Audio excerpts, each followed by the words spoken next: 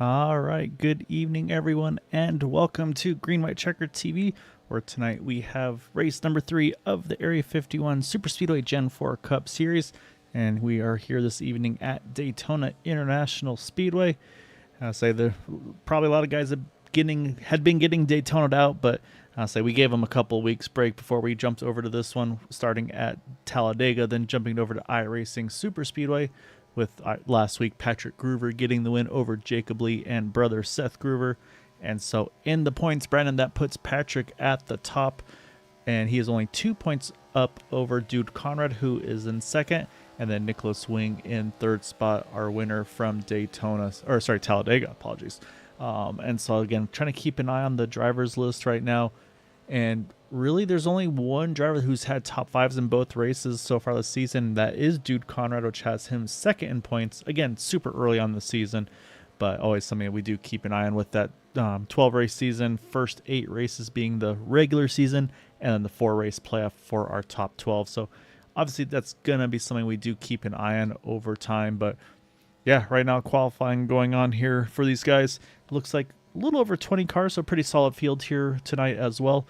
And I say kind of back to the bread and butter of what these guys are used to, and maybe get back in that comfort zone after a very, very challenging race last week at iRacing Super Speedway.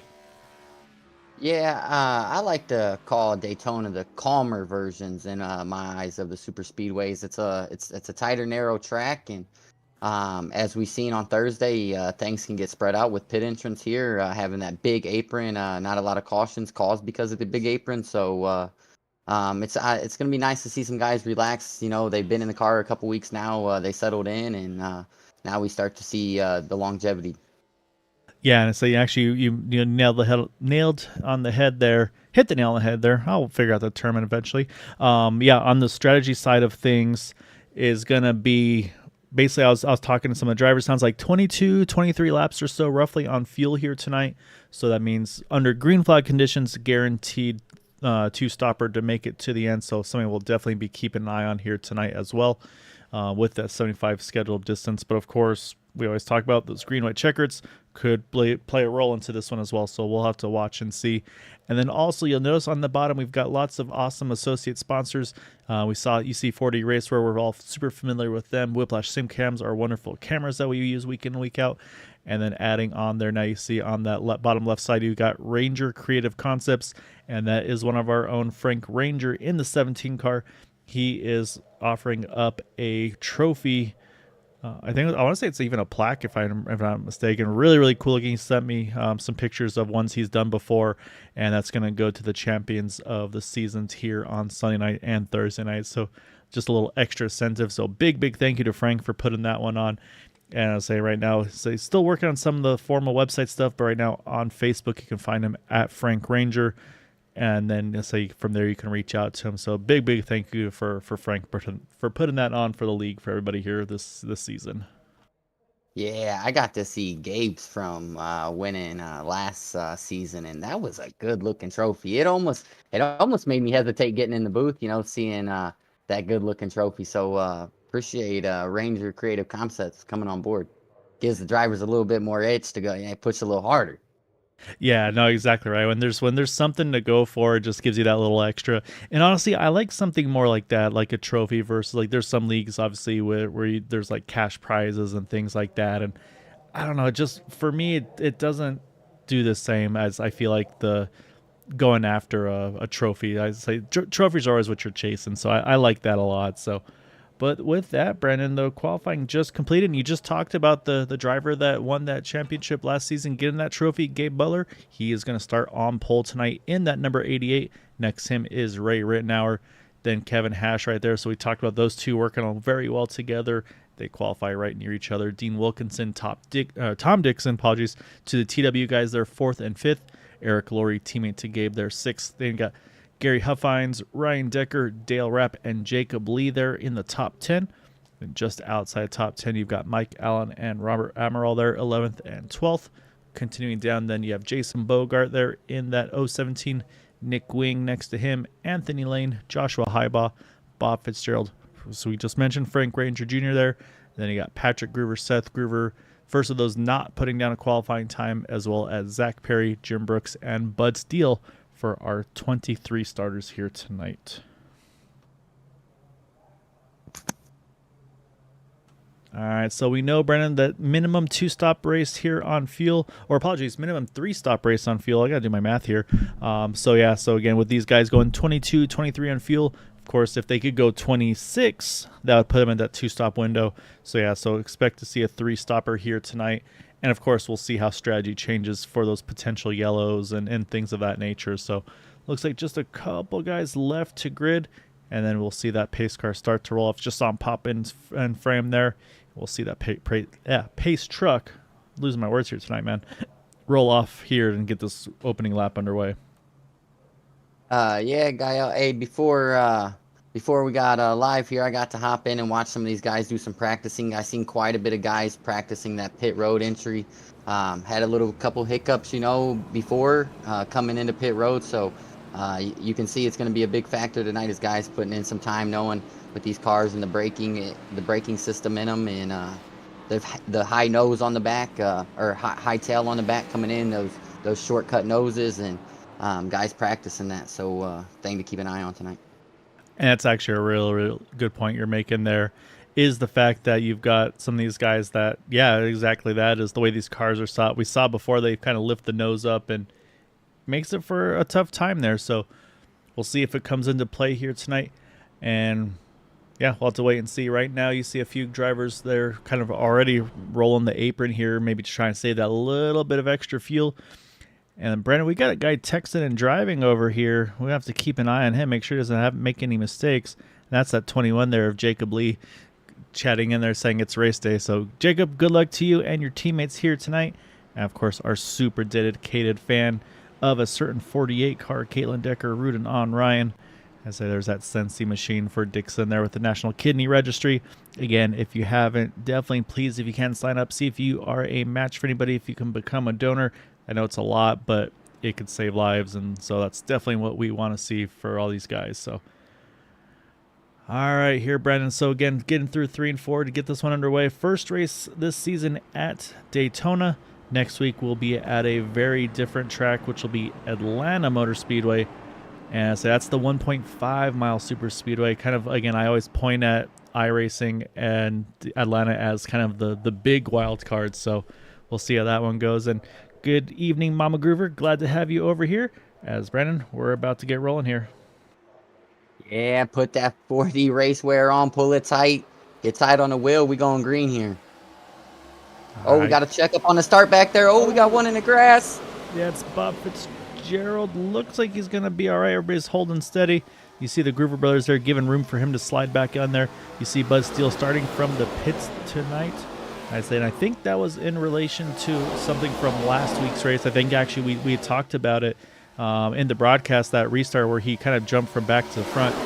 So I think that was kind of deemed that, yeah, we don't want to do that. So kind of the penalty on that one is just starting from the pits here tonight, which, I mean, again, if this thing could go caution free, that could be a huge issue for Bud. But again, something that the admins were discussing, and that was the decision made there. So I say kind of, again, working with this. Yeah, these guys try to make it as fair as they can for everybody. But right now, though, it's been side-by-side. Lap number 1's going to go to Ray Rittenauer there in the 87 as he and Gabe Butler stay side-by-side.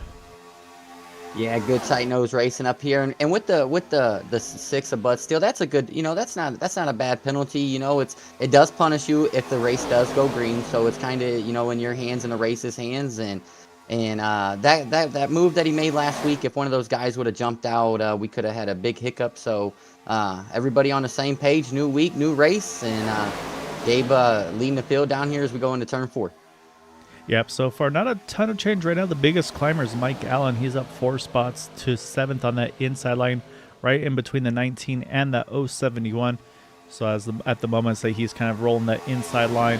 And then a little further back, Zach Perry actually up 5 spots in that number 76 car. Can you see kind of right now Nick Wing sandwiched in between those teammates there. So we'll keep an eye on him. And we've got another Ryan Decker fan in the chat here tonight, and that is Rondell Hambrick. And let me know if I'm butchering the name there. So 270 Racing. So really cool to see that as well. And I say right now, Ryan still just kind of, I think he's cruise mode right now. Like we see him just kind of rolling the inside line, not putting any pressure on, saying one of those things, just let the race settle in a little bit and then keep going from there. And the other thing to mention here, real quick, Brandon, is unfortunately we saw that hiccup on the start. That's cost Bob Fitzgerald the draft here, as he is coming out of 4 now through the tri-oval as the field's about to hit turn 1. And then Bud Steele, of course, we just talked about as well with his, just come out of 4 now. So those two, unfortunately, are going to kind of need a little bit of help from the field here. But again, only in lap 4 is see Gabe's going to jump in front of Ray here. That's going to put Kevin Hash now down to the lead in the inside line with Gary Huffines there right behind him. Yeah, what's interesting to see is a lot of guys, it seems like they're choosing the outside lane. Normally, a lot of guys like to ride that bottom and take the shortest way as the 55 gets a slide right in that hole in front of Eric Laurie. But it was odd to see so many cars in that high line. So I wonder if maybe the the middle line's a little bit faster, or just, got a little touch there. But people having different strategies early on here. Yeah, no, exactly right. And I saw a chat there a little earlier. There was a race earlier this evening, the 500-mile race, so a little shorter here tonight. Was a race in honor of Gary Jenkins. So unfortunately was not able to make that one myself, but yeah, as I heard, it was a really good show that they put on for him, with one of our own, Dude Conrad, getting the win. So big shout out to him for winning tonight. Hate that he's not here this evening. Might be already celebrating that win though. And it sounds like teammate Gabe Butler was able to kind of help push him across the line. So yeah, definitely, let's say one of those things. A lot of these drivers, one of our own kind of a thing. We say we got that tight knit group, and be it this league, other leagues, these guys, we all are we find each other one way or another. So really cool to see everybody kind of support and honoring their friends and fellow competitors. Yeah, that's an awesome, and that's a great deal. And man, that's a lot of miles for the 88. I don't know, maybe he had a special order, maybe a little Guinness IV there to get him through 650 miles if you add this one with it. So shout out to Gabe, man. A lot of time behind the wheel, and we got some really good pushing here by the 19 getting the 03 to the front. Yeah, Gary's got a great push going there in that Bass Pro Shops car. So he's got Kevin Hash just a nose ahead, and we'll see. You talked about maybe that outside line being where people want to go. Right now, I thought Gary maybe was peeking out there to see if he could go, but that gap closed immediately there with Ray pushing Gabe further up there. And then also right behind him, loving the chrome here, the gold and black there on the 411 of Tom Dixon. Tom with a really good starting spot up in that top 5, so we'll have to keep an eye on him throughout the night. And then one of our newer guys there, Dale Rapp. Oh, saw some smoke. Oh, we got a motor popped. That looks like the 19. The 19. That's what we seen last week, early on in this race, being real close to those guys for a long time, and we seen him pushing hard to get the 03 to the front. Oh, we got a little kiss there by, I believe, the 4 right there. Maybe kiss the wall. He's going to stay going here. But good job by the 19 and everybody being aware around him when he blew up to not run him over, and everybody checked up and got around, and hopefully he can get to pit road and get a fast repair. Yeah, so now this is a tricky part too for Gary, is he's got to get this thing, make sure he doesn't speed, because again, with no motor here, he's going to have to back it down a little bit, but then at the same time, you don't want to lose too much momentum. So yeah, so maybe just a little bit too much drafting there early on, but again, that really shook up the front pack here, and so able to capitalize. And we just talked about Tom Dixon. Oh, as you see a little off center there between he and the 52, that's going to give the advantage back to the inside lane here with the 88, the 87, and the 03. But yeah, so that's definitely shaking things up a little bit at that front here. And it looks like the 19 has just rolled out of pit road, got the fast repair, got going again. And it was a pretty quick stop, so I'm thinking maybe just threw a splash of fuel in that car as well. And if he can hustle this thing through through turns 1 and 2 on the apron here, maybe, just maybe, he might be able to catch the back of this pack here. But this is Daytona, it's not Talladega. It's a much flatter 1 and 2 on the apron. And I don't know if he's going to quite get enough gear here to grab onto the back of these guys, unfortunately. We'll see. Maybe he can peek onto the back of Frank Ranger. Yeah, tough break there. It looks like I just don't think he's going to be going quick enough. But no. if you stay in it, the way we've seen these races go, we know we're going to have a 3-stopper sometimes. That last one is for a splash for 10 laps. So we're right at the 10-lap mark. Ooh, I saw Ryan that Decker. too. Yeah, as Joshua Highbaugh there getting a little bit door-to-door there with the 48 there, Ryan Decker, but able to hang on to it.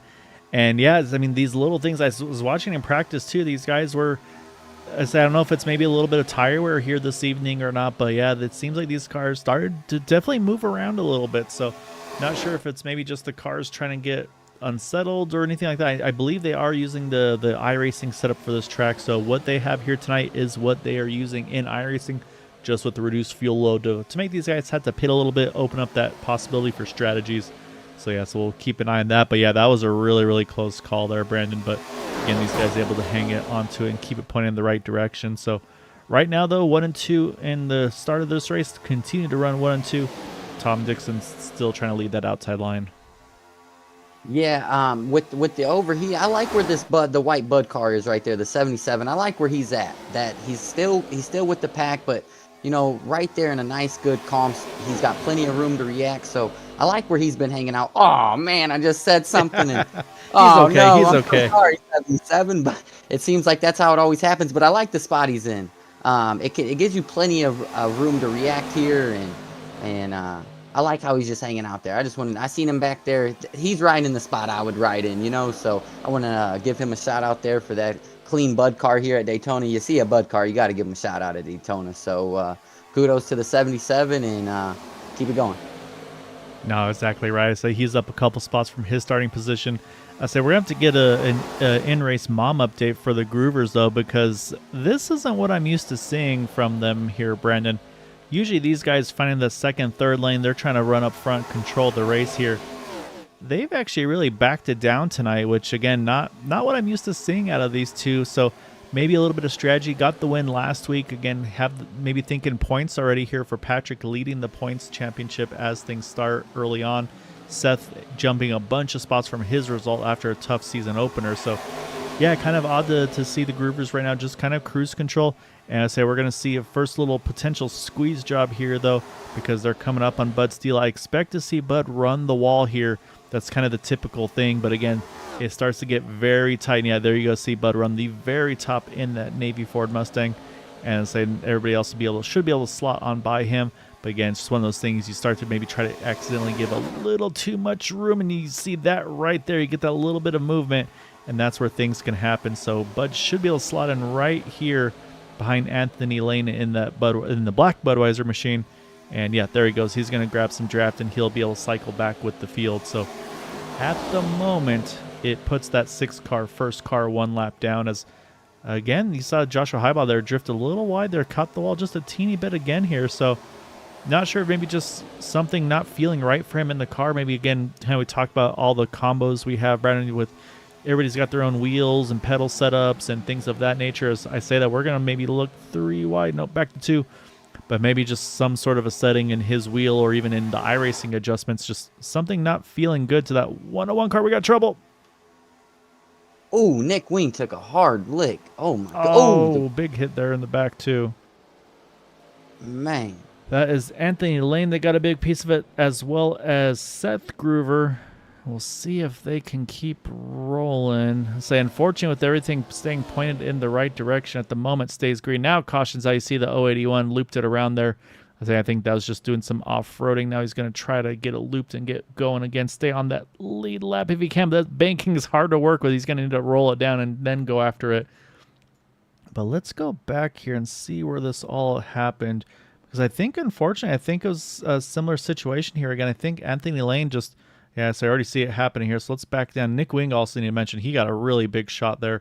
So let's start with the right in front of me. You see the 101 already up into the wall. So let's back down. And that, I mean, from here, it just looks like that car just washes out at a turn number 2 here, Brennan. We'll watch again here in slow-mo, but right there just, yeah, catches the wall again, kind of gets hooked on it. And then behind him, there's really nowhere for him to go. He tries to cut there. But then at that point, you can see just catches the left rear to the right front. That sends him right into the path of, unfortunately, nothing you can do for Nick Wing. Just a passenger there. And then after that, too, right in front of Jim Brooks there in the 51. Slides right across his nose. And then you watch Patrick and Seth here. They see what's happening. They try to react. And Patrick sneaks by. Seth not as lucky, unfortunately. And so you can see some of the damage there on the 2 of their cars. So that's going to put us back under yellow. You can see Seth doing some pretty good off-roading there to try to get it back on track. You see the trouble behind him with Anthony trying to keep that car pointing in the right direction. But that thing just looping around. So let's jump back live. Pit stops are underway, and it's going to be Gabe Butler leading the fields here onto pit road. Bud still had to be inches away from losing the lucky dog. I believe he was in the right spot to get the lucky dog, and that call was so close. Oh my goodness, what a crazy events there for Bud here. Gonna go ahead and get the wave around, get back here on the lead lap. Yeah, it's a great break for Bud there, and actually I'm going to say also a pretty solid break here for Gary as well, because you see he stayed out, and so in my mind in this situation, if you're Gary, you just go ahead and you stay out. You come back in here once, or yeah, you stay out, you get the wave around, get back on that lead lap. You would be the only car a lap down, even if you did pit, but I don't know. I mean, he pitted at lap number 7, these guys at lap 15, so he wouldn't be way off the number from the rest of them. And then we got to mention the other beneficiary on this one was Bob Fitzgerald. Again, he had lost the draft from that initial kick, so really good for Bob as well to get back up here. And then now it's time to talk about damage repairs. You see that number 81 there. He's in pit road opting to try to get those damage repairs to his car. Patrick Groover, same thing. That right front's already looking pretty good. He's already down and away, so Patrick looking good there on his. Seth Groover, honestly, right front already looking pretty good there too. So I think these are going to be repairable. Zach Perry is down and away after about a minute. So yeah, so right now the two that are on the pit road the longest right now are the two that really got the worst hits of those, the 32 and the 081. And pace car right now, middle 3 and 4, so they still got another probably 30 seconds to try to get as much as they can. Yeah, the one thing that does scare me though with these cars is that we've seen the past couple races is that these cars don't look like they have a lot of damage, and then as we get going, sometimes it's worse than it actually looks. And with them sitting as long as they were, as they got to get rolling now as the pace car comes around, but it just tells me that was a pretty big hit, and we'll know right off the bat if it does affect. But the 32 does look like a clean looking race car now. Yeah, it looks good. And saying, you see there goes Anthony, and there you can see he's still got some left rear damage to the 081. So if he can keep the damage, if it's just the left rear, that's not too bad. The front, the side still, you can see the side still pushing a little bit. So that car might be in a little worse shape. And also here, a lot of drivers here topping off here, Brandon.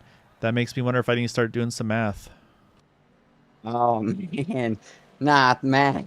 Oh, let's not bring that out already. But I want to say for the 19, I think, we came back and we were talking about him, I think him starting in the back and these guys coming to top off, I think what he needs to do is pull just hop in the middle and try to half throttle as much as you can, get to somewhere, in the back towards the middle where it's comfortable, where can maybe save you a lap or a lap or two to try to match where these leaders are currently.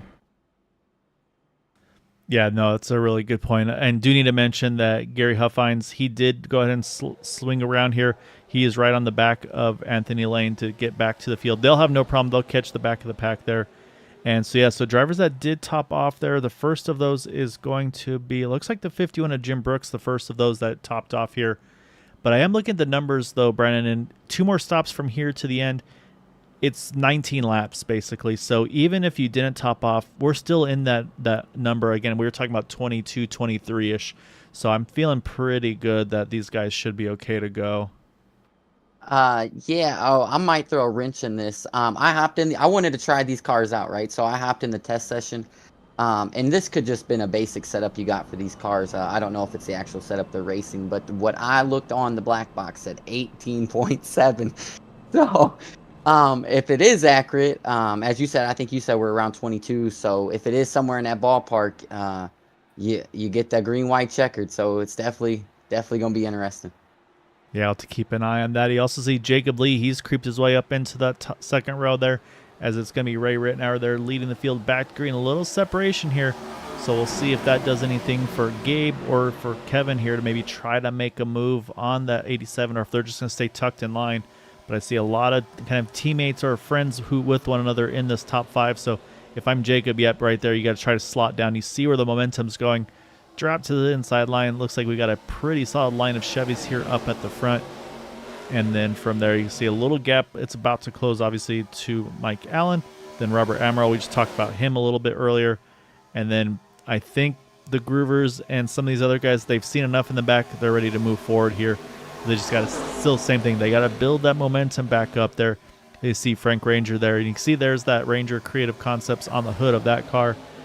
So right now he is running in the 10th spot, 8 spots up from his starting spot, and of course Bud Steele getting that big break with that caution, getting that wave round, getting service done to his car. Now he can go back and start racing. Yeah. Okay, Gael, I have a question for you. Them leaders jumping out and getting single file immediately like they did. There was no even, we're not even going to race or think about it. They got single file immediately. So does that tell you, hey, we need to save a little bit of fuel here? Or is this guy them saying, hey, we're going to slow this race down a little bit. We're going to move it at our pace. And how do you take that? I think this might just, I don't think it's a back in the pace down. I think it's just a, hey, let's not fight each other yet. We're still early in this thing. And if right now we can kind of keep it calm, because you see, again, it's really busy in the second group right now. But we'll wait for lap times. And yeah, honestly, lap times are good right now. 44.51 for their second kind of lap getting up to speed. So some of the faster laps are in the low, like in the 20s or so. So really only a couple tenths off the fast laps. So yeah, it's definitely not kind of a drop to anchor situation of them going like half a second to a second slower. So yeah, I think these guys are comfortable with each other, honestly. I know Ray and obviously Gabe, we talk about him week in, week out.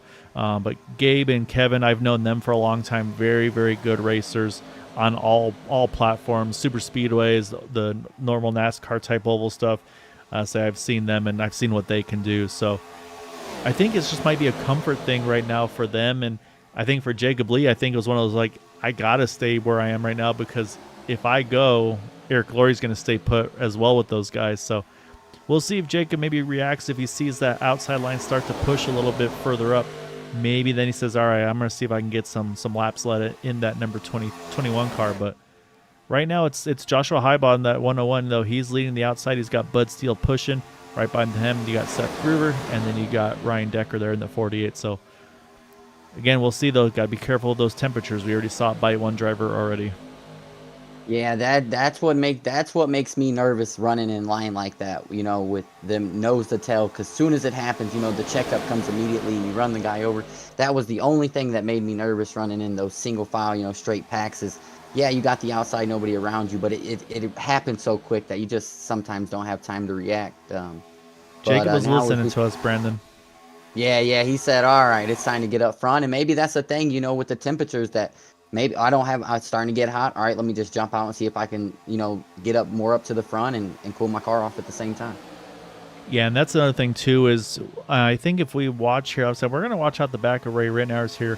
We're going to try to keep an eye on Gabe Butler. Obviously, you can't see a ton out the back, but what you're going to see is you're going to start to see the offset from these guys. You're going to usually get that push down the straightaways through the tri-oval, but then once you get to the turns, usually at this point in the race, they'll lay off a little bit, and you might even see them try to see if they can stagger a little bit, too. So you're right there. You can see the gap build there between that 87 and the 88. So I'm saying that's for Gabe here. He's like, okay, I'm going to push on the straights, build some margin, get a little bit of fresh air on the nose of that car, cool it off a little bit, and then lock back on. Or you saw there as well for Joshua Heibaugh, just kind of stick your nose out to the right, to the left a little bit when you're not when you're not on their bumper, of course, to try to just get that little bit of extra air on the side. It's a little easier on the outside line, of course, because you can move to the right without getting into somebody. It's a little harder on the inside lane because you've got a car straight to your right side. So we'll see at the line. Ray's going to continue to lead here. But yeah, you can see business definitely picked up here. You see everybody starting to push hard in both lanes. Yeah, it's a kudos to Bud. Still, he got himself right back up there after all that happened. It's had to start in the pits, and he never gave up and got lucky for the caution and got lucky to miss the wreck. And that 6 is probably feeling pretty good after missing the wreck and then being right back up front here. And he looked like he's ready to go. That's what I was gonna say. Is I don't know, after getting that I wouldn't say free pass, but well, I guess it was officially a free pass, but I don't know. I feel like once you get back in the situation where, okay, I'm back in the thick of it, let's go for it. I don't know. In my mind, I kind of ride a little bit. So, all right, let me feel this out a little bit, especially when you see the little bit of dicing around that we're getting now. I don't know. Maybe I'm just not an aggressive enough driver, but I feel like I'd still be on cruise control where it's like, okay, I got my first break. I don't want to tempt fate. Give me a little bit of time. Let's maybe let a pit cycle go. And I'm going back to your guy from earlier there, Robert Amaral. I This is where I want to be. I want to be just a couple car lengths off the front pack, all 2x2, and then running the inside line, saving maybe a little bit of fuel if I can get away with it. This is kind of my ideal spot where I like to run these races. And then as we get closer to the pit stop window, then I make the charge. But right now you can see, oh, it is tight up front there. It looked like for a second Bud was trying to peek inside of Joshua there. But everybody stays line step here. But yeah, there's a lot of movement going on. I wonder if just these cars just aren't quite as settled as what these drivers were expecting tonight. Not only, but I wonder, like if we said earlier, I don't know if we can still have them or we can pay attention this time, but I wonder if guys are taking tires. I wonder if it's wearing off. You've seen later as we went in that run, like when they coming off the corners, it kind of, kicked a little bit on them. Not only that, but that, that right quarter's a little bit offset as it, goes to the front of the nose. But I wonder if the tires are starting to play a position running, as hard as they are and pushing like they are. It would be nice to know if them tires are starting to wear a little bit. Yeah, we'll definitely have to think about that once we get to the end of this race. We'll talk to those top 3 drivers and see if maybe one or all of them, see what they felt like on the tire side of things. But right now, though, you can see it still continues to be the inside line surging. You can see now almost a full car length distance between the 21 and the 101. And there goes the Groovers. I think they saw that separation. Oh, this 101 drifted up a little bit. We got contact. It looks like we're going to stay pointed the right direction. Oh, we got trouble in the back, though. I think the 51 just went around. I think that was just everybody checking up and thought we were going and not going. Man. Yes, it's that accordion effect, unfortunately. So caution back out. Honestly, also, again, we talk about some good breaks, though. It's going to be for Gary Huffines there and Anthony Lane. They had lost the draft at that time of the yellow, so we'll go back. But, yeah, you can see there which car is that? Is that the 32? Yeah, it's going to be Seth Groover. Some decent damage to his right front. So, yeah, again, it's kind of an odd situation where it seems like I think it was one of those things, make the move to try to get to that top there, and just didn't quite pan out. So let's go back a little further here. And so you can already see the pass starting to happen. So we'll back it up a little further. So right there you can see there's where Seth was lined up, and then he tries to make the move to the outside. Let's get a better look here. So we're focusing on the 32 machine of Seth Groover. He is right behind that 101. And so you can see right here he moves to the outside, and then right here you can see actually the seam there. The 101 does drift up a little bit. Also, I think still trying to follow Jacob Lee, but that squeezes the 32 into wall. And again, we kind of talk about these sticky walls with these cars. You kind of get hooked into them. So at this point, Seth's trying to pull himself off the wall, and then unfortunately that hooks him into the 101. And then, like you said, from there, now it's the reaction out the back. So, and I mean, all these guys are all stacked to the inside. So, like you said, it's just kind of that reaction, and we get that accordion that I had mentioned as well. So, and then it's gonna start right there. And unfortunately, once again, we talked about Robert Amaral. It kind of kicks off right around him in that number 77, because you can see he's checking up for it. And then it's going to be, actually, it's Bob Fitzgerald that gets into the back of Jim. So again, unfortunately, that's where the accordion kind of ended, if you will. And then from there, you see Nick Wing gets a piece of it. I think that was Tom Dixon as well. And then you see the number 4 as well. Well, 17, Frank Ranger, and then Dean Wilkinson as well. So, and then, I mean, it shows also here, Brennan, how quick this track can just completely get clogged. Yeah, it's a 2-mile track, but man, it is tight. It is really tight. You can fit 3, but you're gonna bump into some things, and just with these cars, like you said, you stick to the wall, and as you've seen, you could see Groover's. He was trying to get up off that wall, and then he corrected it back, and you could see he was fighting. It already started to kick on him, and just tight racing.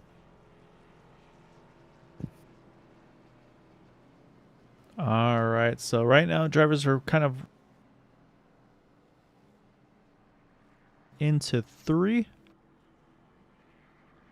And so what we are going to do is we're going to take a quick advantage of this, take a quick break, pull up our wonderful sponsor, 4D Racewear, and we will be right back.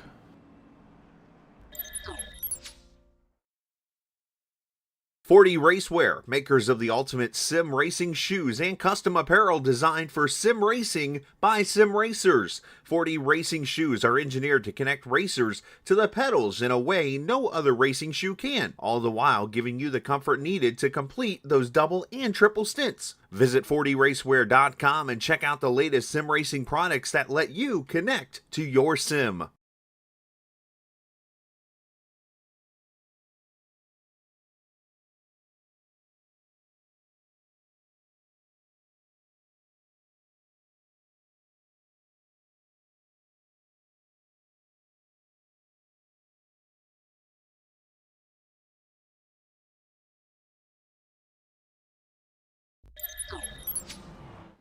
All right, lights are off of the pace truck, and we are one to go.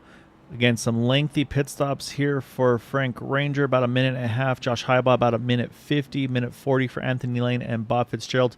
Nick Wing still on pit road. I think that's going to put him down a lap, if I'm not mistaken. Or I'm not sure if he had to. No, I think he's still getting damage repairs. And I think Jim Brooks went ahead and did a fast repair in that 51 car. However, Brandon, I am going to talk about your favorite thing here. I just did the quick numbers here. We're going to restart this thing with 44 laps to go. I talked about that fuel window being in that 22-23 window.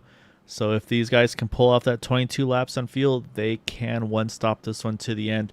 And I think that's why this time you saw a lot of drivers top off, led by Gabe Butler. It looks like about the top 8 or so driver, maybe top 10 or so, went ahead and topped off here. So we'll be keeping an eye on this one now as well.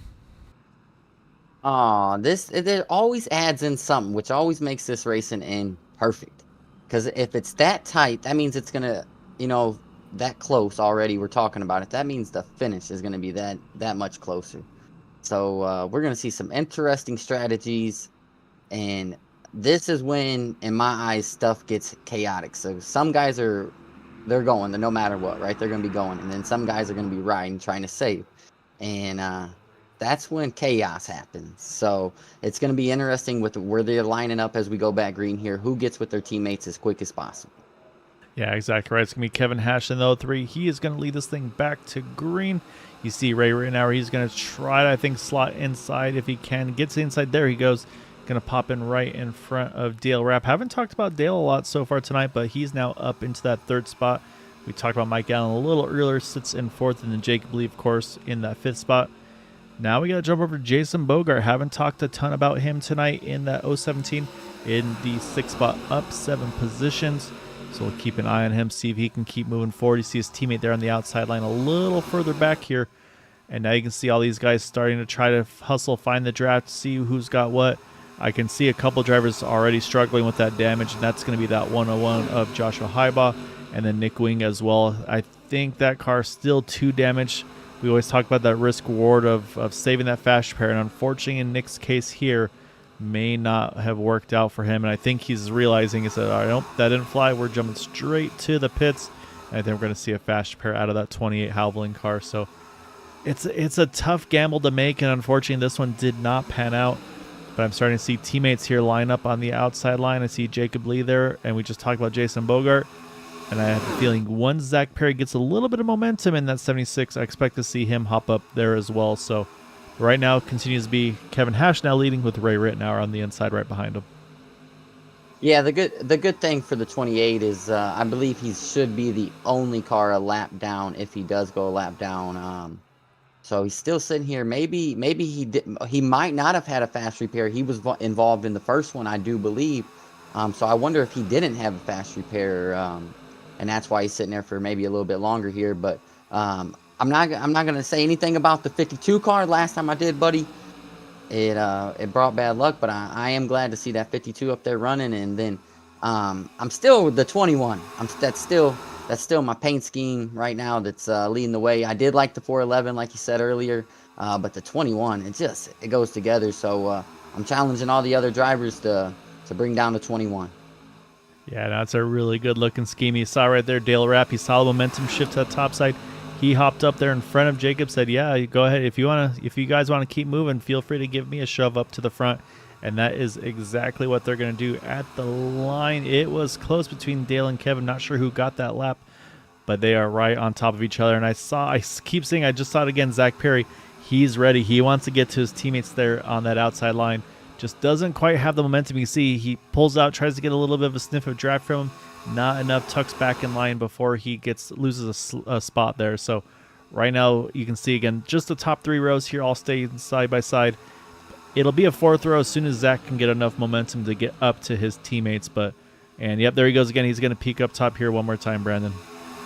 Yeah, I'd probably be there within the tri-oval, just because that lower lane has more cars to check up, and you're still catching the draft. So get going here. As you can see, is the how big the checkup is right there. You know, he can just pass in 2-3 cars at a time. So the high line's rolling, and he still hasn't caught him yet. So that's very good pushing up there by that outside line. And he saw there just before he got to it, Gary Huffines said, oh no, I'm sorry, Mike Allen said, I apologize, saw the momentum shifts, like, yeah, I'm going to go up there too. And then immediately Zach Perry decides, you know what, all right, let me drop back to the inside because I wanted to be behind those guys. But actually, as I say that, though, look at the teammates now. Oh, big move, Dale Rep. Does he get cleared? He did. Move to 52 now, leading that inside lane in front of Kevin Hash. And so now you got Jacob Lee now being pushed by Mike Allen there right behind him. And then you've got Gary Huffines there, that 3rd car on the outside line. But now those teammates, they found each other. Zach Perry and Jason Bogart lined up here together now in the inside lane. And them are some good looking. That's some good looking paint schemes too. I like it. You put them together, 1776. I like that. But great move there by the 55. That was when they came down that last time around to get down to the bottom. I'm pretty sure if we went back and looked, that 55 definitely lifted. That was a tight squeeze. So shout out to Dean for letting him in and understanding that we still got a good 30 or so laps left. Yeah, and you're right. If they can stay perfectly lined up there, nose to tail, yeah, you got a nice little 1776 on the car there lined up. So, and I think that's exactly what they're going for. And the other thing I really like between the two of these as well is on the numbers. I say we saw the chrome there in Jacob Lee's 21, but then you got the gradients here where it kind of goes from the green up to the black there. So little details, the little stripe across the numbers too. Those little details go such a long way. So like you said, these guys do a really cool job. And then in front of them, talk about Dale Rapp, that American Legion car. Same thing, getting those stripes in the hood of that car, getting all that stuff to line up. It looks like it'd be an easy thing. I've done some painting myself. It is not. So really, really good paint schemes from these guys. And it's like the detail that has to go into them to just make sure each pixel's where it needs to be. It's a lot of time. It's a lot of effort. And so that's what always makes it fun. I'm going to have to give my boy Kevin Hash a little bit of a hard time. I did last time. So he needs to get a sponsor on that car. Yeah, hey, but that's always the guy you pull for, right? When I was growing up, when you went to Daytona, you always seen a car that was just like that. And he may not have been with the pack, or if he was with the pack, but every time that guy came by, everybody was cheering. So there was always one car just like that. So I appreciate the 03 being the sore thumb, you know. Yeah, I love Kevin though. It's always fun to give him grief. Just saw there the field rolling by there, Nick Wing. It's one of those races where it's not Nick Wing's tonight. He's down now 7 laps. He's gonna look like maybe try to stick with it here, but unfortunately, it's like he is in a bad spot. Is currently still the only car a lap or more down. However, Bob Fitzgerald, you do need to mention that car has lost the main pack. You can see, and that nose looks a little crunched in here to me, Brown. Let's see if we can get a better angle of it here. You can see the rear side there. Yeah, nose center punched in as well. So that's the issue there. We're likely did not hang on to the draft. And then we got a couple of cars a little further back here. These 3, the 101, the 081, and the 17. Unfortunately, the 3 of them as well out of this main draft pack. So just crossed the halfway point, though, in this one. And again, we talk about that magic number being about 22 laps to go. We are down to 37 to go. So can these guys go another about, 15 laps here, Brandon? We talked about that fuel number. The pace is a little slower, 44.7s right now to the 44.20s or so we talked about earlier. So it is about a half a second slower. So I'm going to keep an eye. Right now, the furthest driver up who did top off is Zach Perry, and he is cruising on that inside lane in the 76 car. So Got to keep an eye on him. Gabe Butler as well. I think he's just been living that inside line. So I'll say these guys are, I think they're looking at the numbers right now and saying, all right, let's run the field number now. That way we can push hard at the end. Yeah, I was definitely gonna say the same thing with the way Gabe's running. I don't think I've seen him come close to the 55's bumper. So that definitely tells me he's dropped back. We're in no rush or anything like that. That we're in complete save mode. It's definitely gonna be close.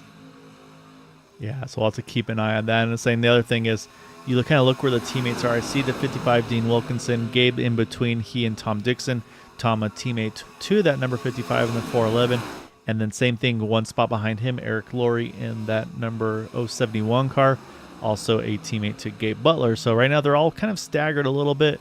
Talked about, of course, Kevin Hash, Ray Rittenauer. Those two nose to tail up in that front pack. And what I would expect to see once we get closer, we're not there yet, but when we start to see those teammates try to get themselves organized, for instance, in Jacob Lee's situation, if he can't clear these guys, and he starts dropping back. Actually, as I say, they're about to catch Bob Fitzgerald. Oh, Bob's going to run the inside line. We'll see everybody's go. Oh, you see right there, it's going to catch. Who is that? It was Mike Allen catching the outside wall. And you can see quick reactions from these guys. Luckily able to avoid, it looks like, anything else. But now I'm still watching Bob, though, because he's got to get off the apron here. He needs to get on the banking because he's going way too fast for that car. Otherwise, he's going to drift. Oh, this is going to be not ideal, Bob. Because that's the concern I had right there. That this banking transition is difficult, but what a save. He drifts it through 3 and 4, hangs on to it.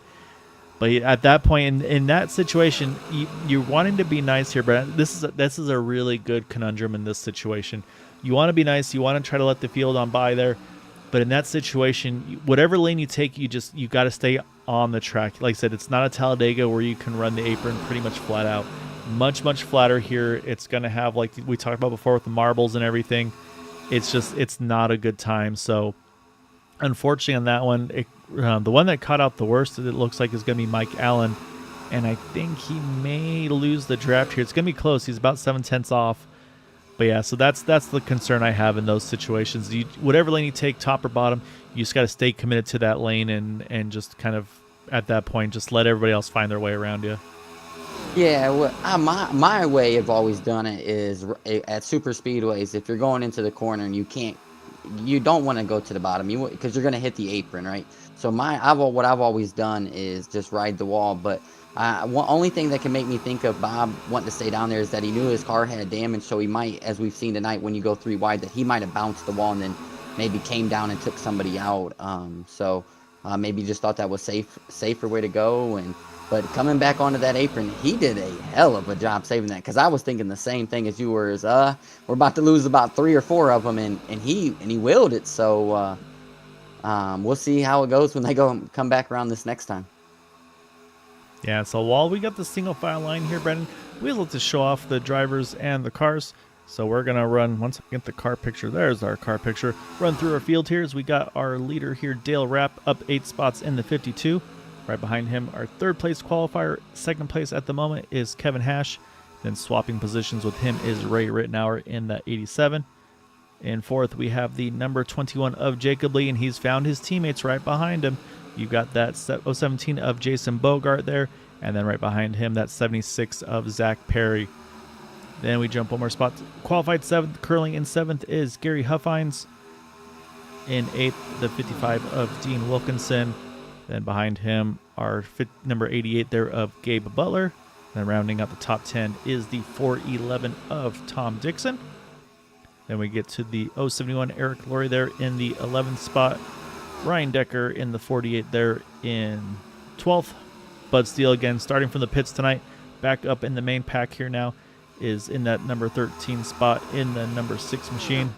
And then now a little bit of movement going on. Mike Allen, he did catch back up to the draft. He is sitting currently 14th there. And then we get to the Groover brothers right now. Patrick there in 15th in the 54. Seth there in the 32. And you see a couple guys moving up top there is going to be, Jim Brooks going to hang on to that spot there in the 51 there in 17th. And then right behind him, Robert Amaral there in that white Budweiser car in 18th. And then we got to go to that group that has lost the pack, unfortunately. That's going to be led by Anthony Lane. You can see the damage to that car, the right front, the nose, the side. That car has definitely seen better days. Joshua Highball still, you can see the right rear there, got a little bit of damage still lingering on that one. And Frank Ranger Jr. here in that 21st position. And as we just about to mention there, Bob Fitzgerald say he is now 1 down. And it looks like, I believe it is a early retirement, though, for Nick Wings. I'm not seeing him on pit road or on track, so unfortunate for Nick. As I said, it's been a tough race for him. He was 3rd in points coming into tonight, so he'll have a little bit of wiggle room to work with. But as I've been going through the field, though, I'm just noticing right now, Brandon, there's a lot of movement. Some guys are starting to drop back a ton, and other drivers are saying, I don't want to fall back this far. We got to go forward. Ryan Decker being one of those. He said, I got to get up here. You see Bud Steele not trying to go as well. Kind of interesting what's going on here. Almost maybe these drivers trying to save even a little extra now.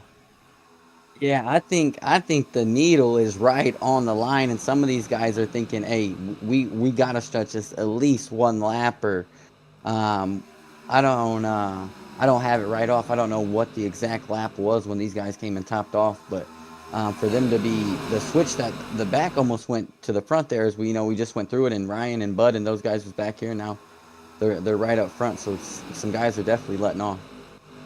Yeah, and I'm looking at the pace. Oh man, that pace is dropped here, Brandon. Remember we were talking about those lowish mid 44s? We ran a 46-second lap that last time around. Dale has definitely dropped anchor in that number 52 car, saying, I need to run a number. And right now, nobody else wants to fight. Dean Wilkinson, I think, is to say, you know what? I don't want to ride this slow. I want to get back up there. And so right now, I say he's feeling like Dale Earnhardt Jr. did in the 400 at Daytona I think it was the summer of 2001, where it felt like he could pass cars at will in that number 8 car at the time. So right now, Dean's going to try to get there. You see a little bit of smoke there, and I think that was Frank. Yeah, it was Frank Ranger hitting pit row. They're locking him down to get in there. Right now, though, unfortunately for Dean, he got to the front, but now, unfortunately, was not able to clear. Now he's got to try to find somewhere to slot that 55 car in. Yeah, we got that 19 right back up in there. You see that? Gary had that problem earlier, and now he's got that 19 car right back up towards the front. Got the Cincy sponsored 48 behind him, and I think we got to start getting ready. Somebody's got to get ready to come to pit road anytime. You would think, wouldn't you? Well, that's what I'm wondering. Like I said, that magic window we talked about is 22 to go, but no, here you go. Look at a bunch of them in. So Dale is in. He is going to bring, who's that? Mike Allen, Gary Huffines, as well as Robert Amaral. They all are jumping in here. This is with 25 to go. That is outside the window to make it to the end. So now we look to these guys here. Can these top 6, how far can they go? Then you look at this group being led by Jacob Lee, and they're almost a second back. They got to be careful not to lose the draft, and I think that's exactly what the Groover brothers saw, and they said, we don't want to lose this draft. We got to go. And so they're going to hook up here. They're going to get by Jacob. They're going to pull themselves right back up into that lead pack here. And, yeah, so I think right now it's kind of this race within a race. Looking at the pit stops right now, it looks like it was about 11 to 12 second roughly for those top 4 that pitted that last time by. Here comes Dean. Here comes Tom Dixon, both the TW drivers. And look how much these tires are locking up on the brakes here. That might need to come into play as well. Do we need to look at maybe putting some tires on these cars? As the Gruber brothers there, as we went and looked at that, give them, not even a set of turns there. They just jumped to the point as well. Yeah, I think the guys that pitted early were like understanding we're gonna have to make another stop. So I like how they came in them small groups instead of trying to stretch it as far as they can here, because the more cars that come, the more chances for chaos. So I would assume maybe this time for these guys, they've won an extra 2 laps since the first guys came in.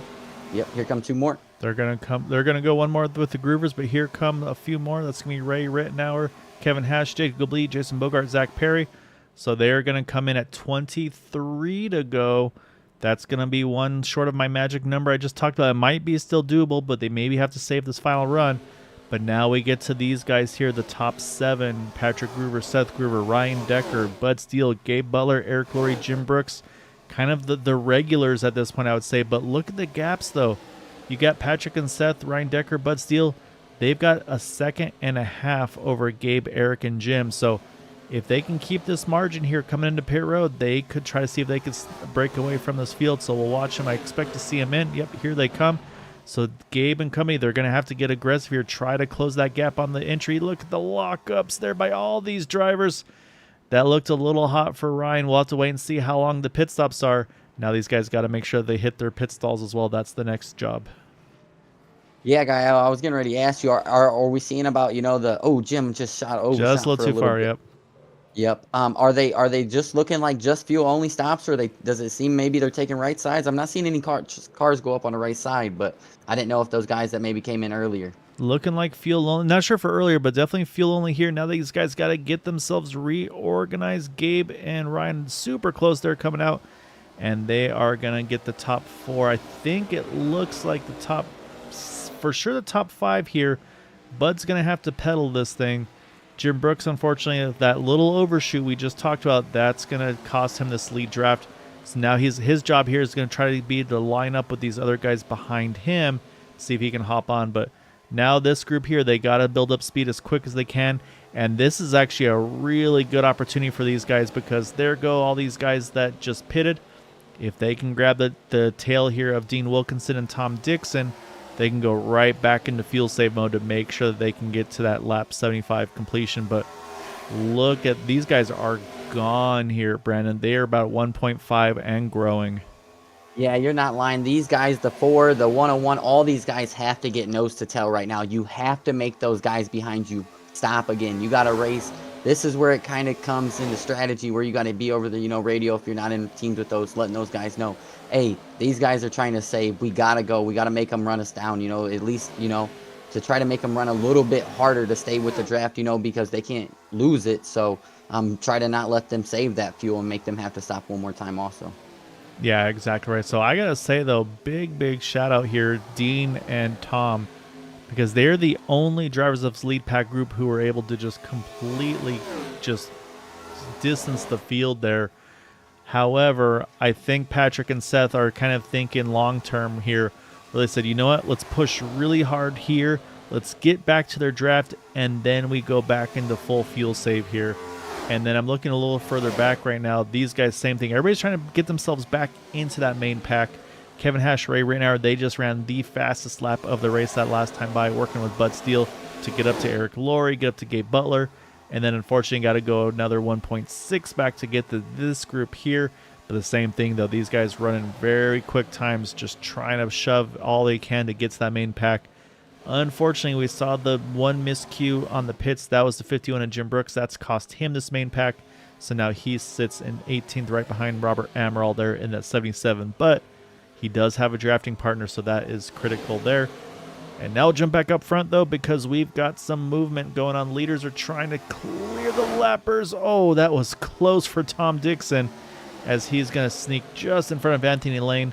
And that's going to put 3 cars lap down right off the bat there, Brandon. Anthony Lane, Frank Ranger Jr., and Joshua Highbaugh. All 3 of those guys trapped a lap down now as the Groovers here. Honestly, a little surprised here to see him now jump to the top and keep going forward. I figured this was the time to back it down the pace and start saving again. Yeah, is this 2002, or did the Groovers just go from about a half second back to the front in a lap? Man, these cars are flying right now.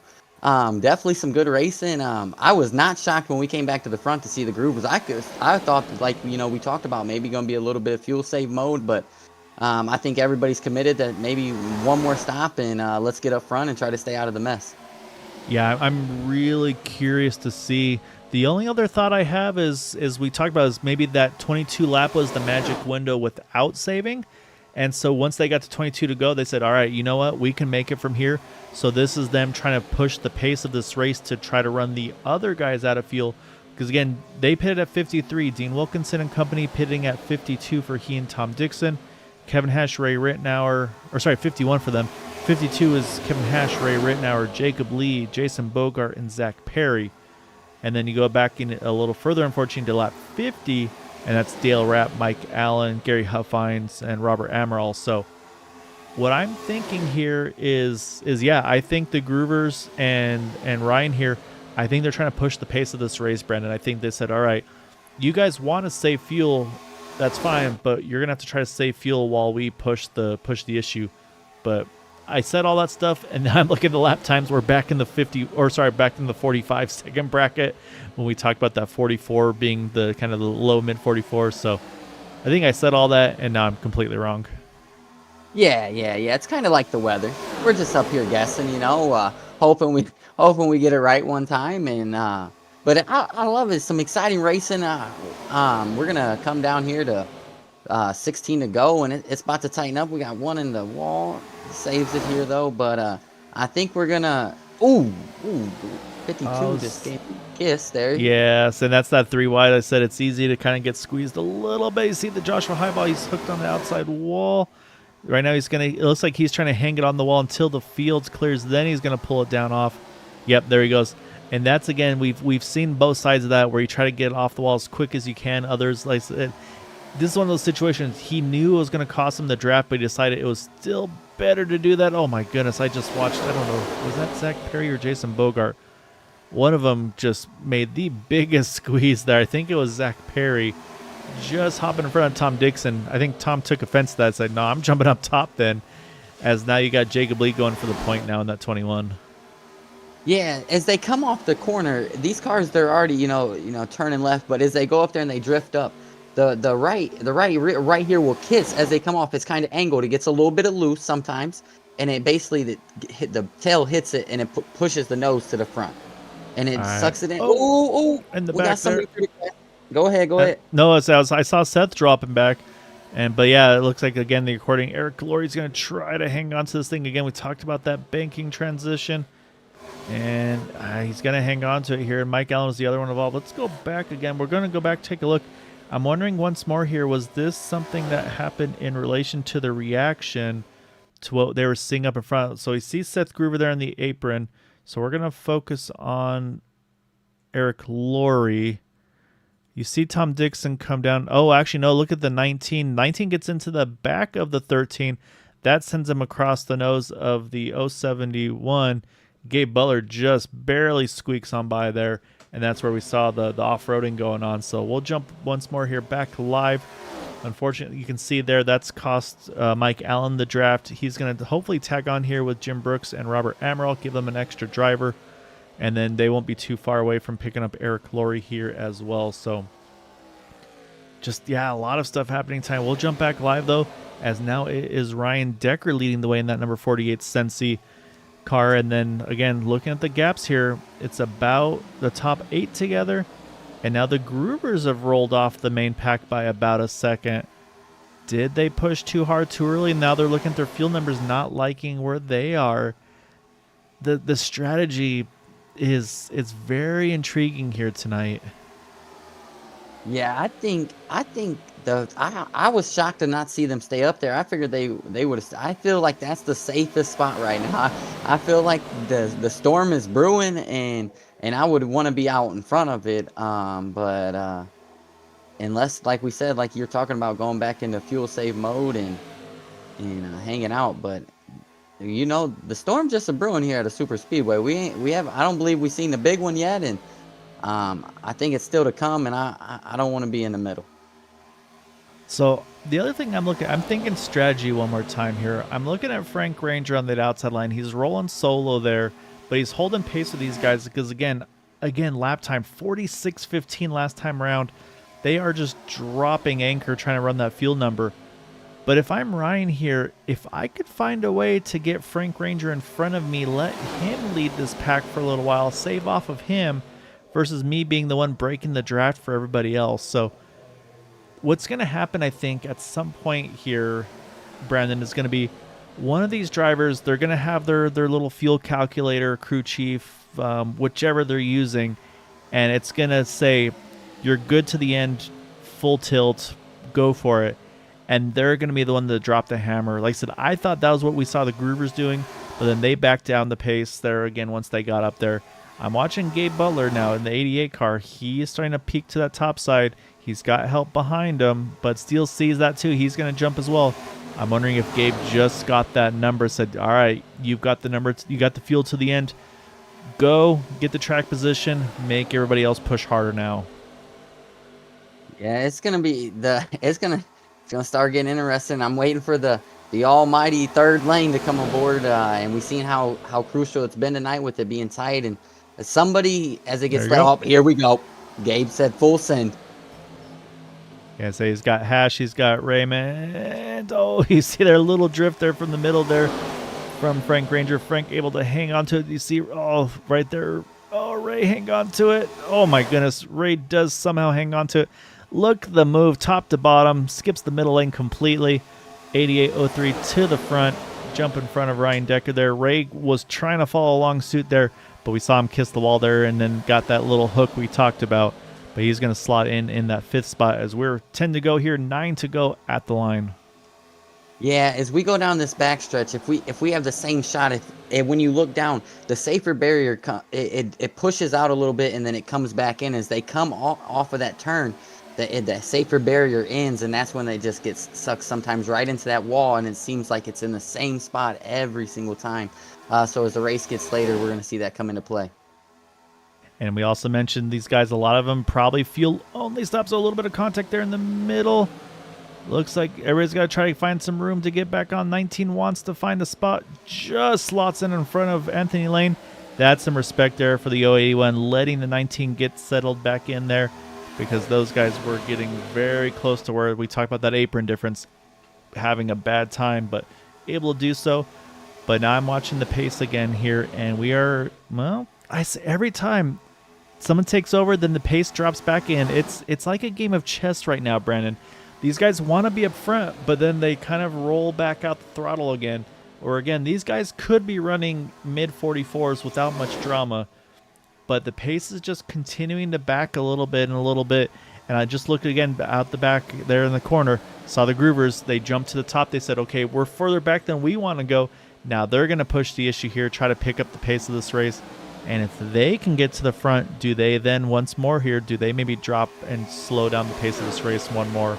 You see Tom Dixon going too, but I'm super intrigued right now. This strategy of these guys getting to the front, backing the pace down, and then just kind of rinse repeat. Now Bud Steele wants to go. Is he gonna get Seth? Yes, he is. I think Seth is like, yes, this is gonna be the best option. Otherwise, we'd have to try to go 3. So now he's gonna try to do the same. So very, very interesting right now. Just everybody's trying to make moves, and just you don't know when's the right time. Yeah, I think the pitting's definitely out the window because I think we would have seen some guys come in and try to, short pit to have a less, because you would have only needed a little bit, just hit a can or so. And I think these guys got the green light and the Groovers are hooked back up and Dave out front, and we're about to see some good racing. Yeah, I saw right there, a little unsettled with the 6 and 32. 32 had to roll out of it a little bit, let Bud recover that car, then gets right back to work. And again, though, we're starting to get to that aggressive point in this race, so we still got 6 more laps. We already seen one motor blow from overheating, so these guys need to be aware of that. That's going to be Kevin Hash right now. It's going to be Seth Groover right now. And, of course, there's kind of that unwritten rule in super speedway racing of don't push the pusher because that third car does not usually work well. So usually what it does is it lifts up the middle car and then that just sends them around. So what your goal is, if you're in that third car in line and you have the fuel to the end, you want to be as tucked up as you can to the car in front without actually physically pushing them, as we are down to 5 to go here, Brandon.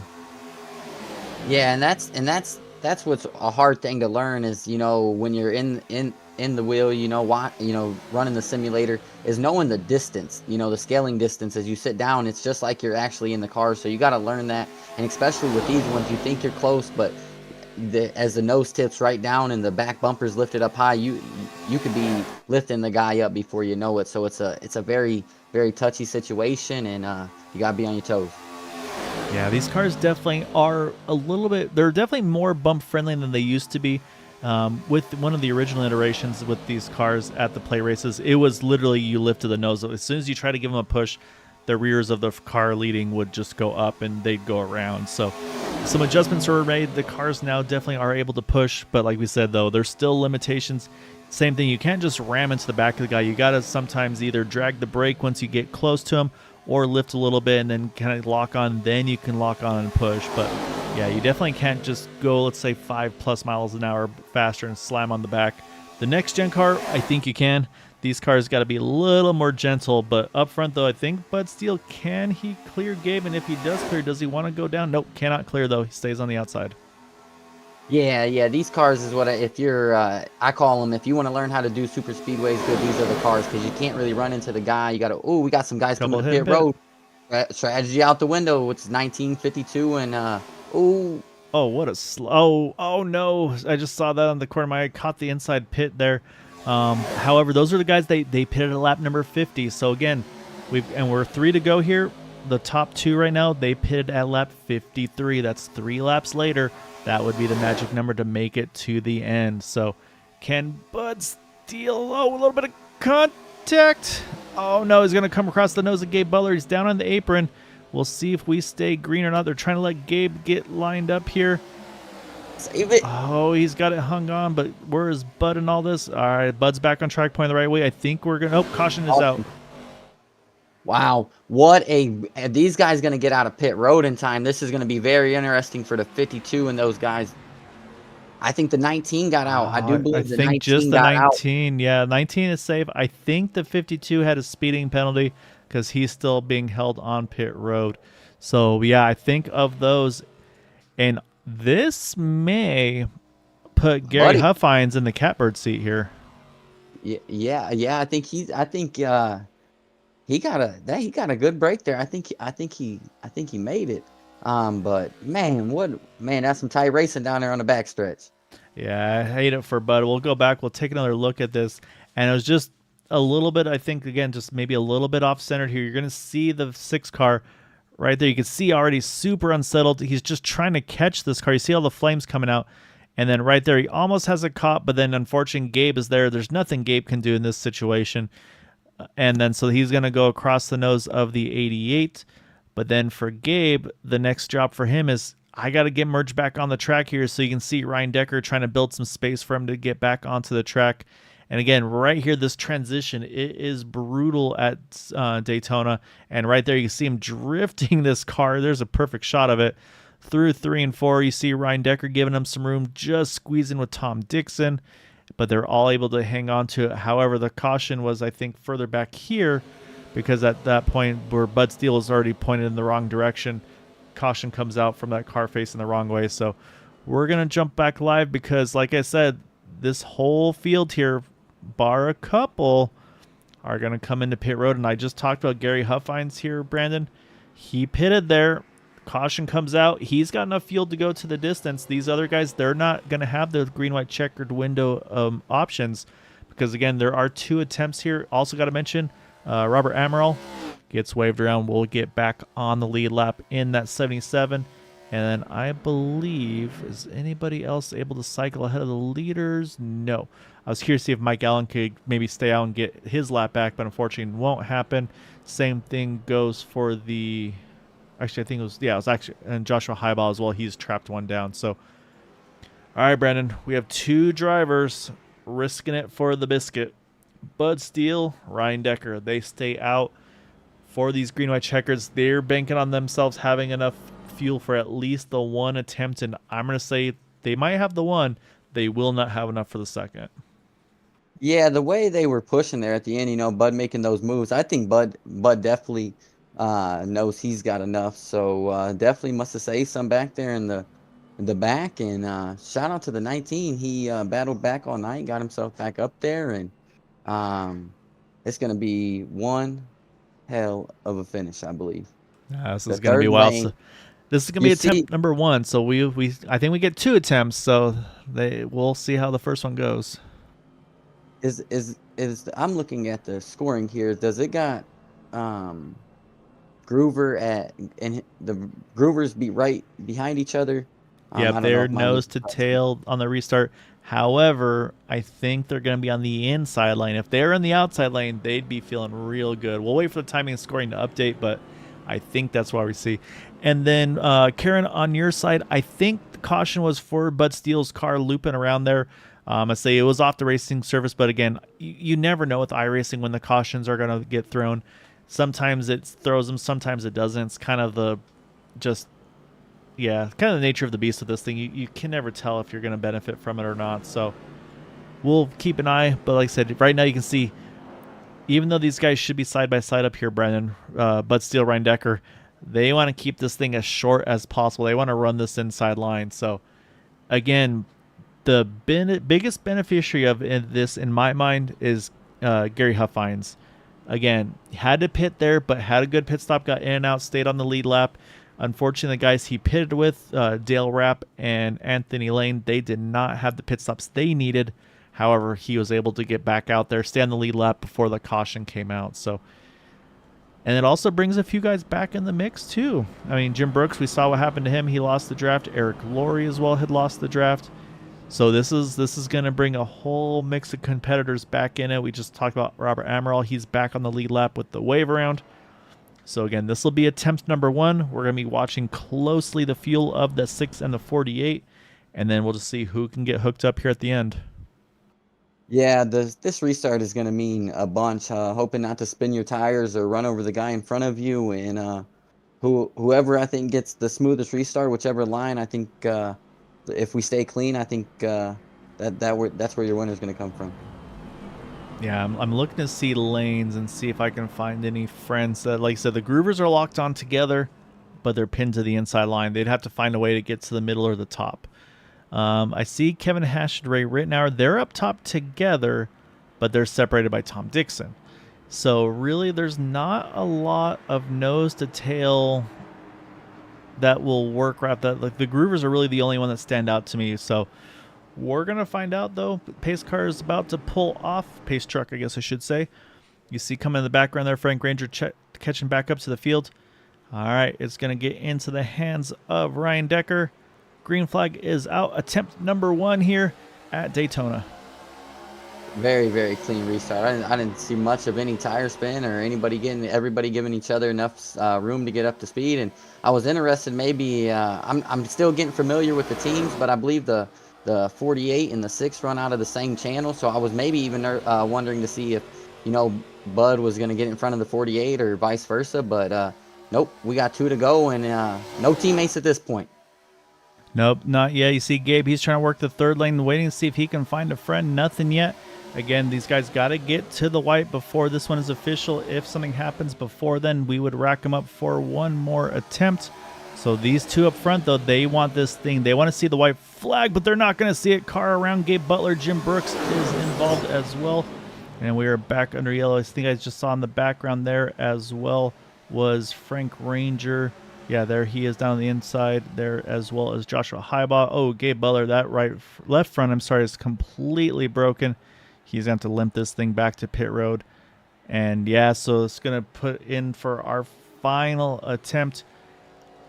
I think, unfortunately, in this situation, that 48 and the 6, I don't think they have the fuel here now. I think they have to come in. So first, though, let's take a look, unfortunately, at what happened. It was starting towards that front. Like I said, we talked about Gabe. He was trying to work that third lane into 88. Let's take a look and see what happened to him.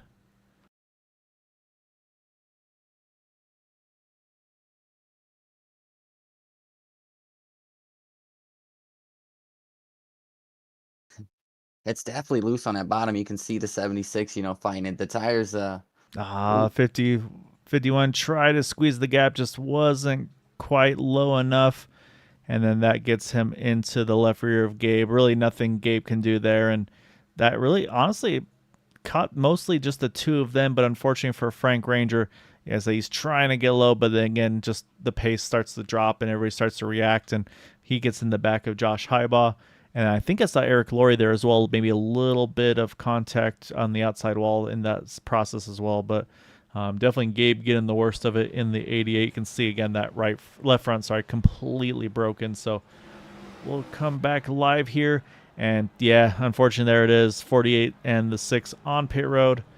And it looks, this was not expecting. Gary Huffines in as well. I thought he was going to be in that catbird seat here. So that hurts, unfortunately. That's not one I would have expected to see there. So he's in the pits. He's down and away now.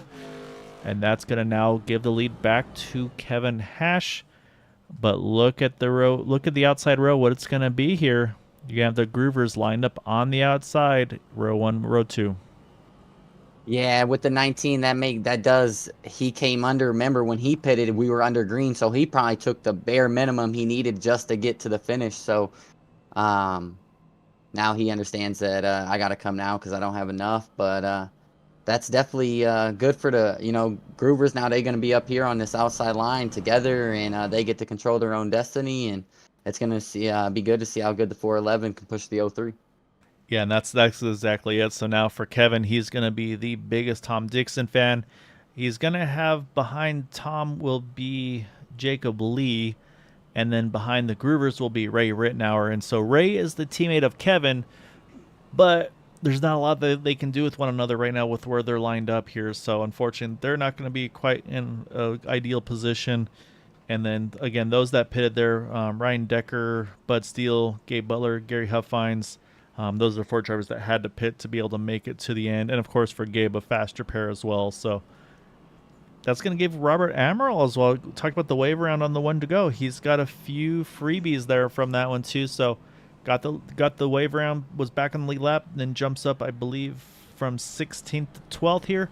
Maybe grab a couple more on this final attempt. And again, I believe it's 2 attempts now for green, white checkers, which again means at this point now, if there's another yellow before they get to the white, field's frozen at the time of the caution, and that will be the race results. So we're going to get the one to go here and say we're going to see Kevin Hash on the inside. We'll see Seth Groover jump to that outside line, then Tom Dixon and Patrick Groover. So this is kind of what they're hoping to see here. And again, though, I was watching Seth there. He was kind of rolling the inside a little longer. Is that same thing? Maybe trying to keep as much fuel as he can in that tank, trying to run that shorter distance. So fuel may not be out of the question here.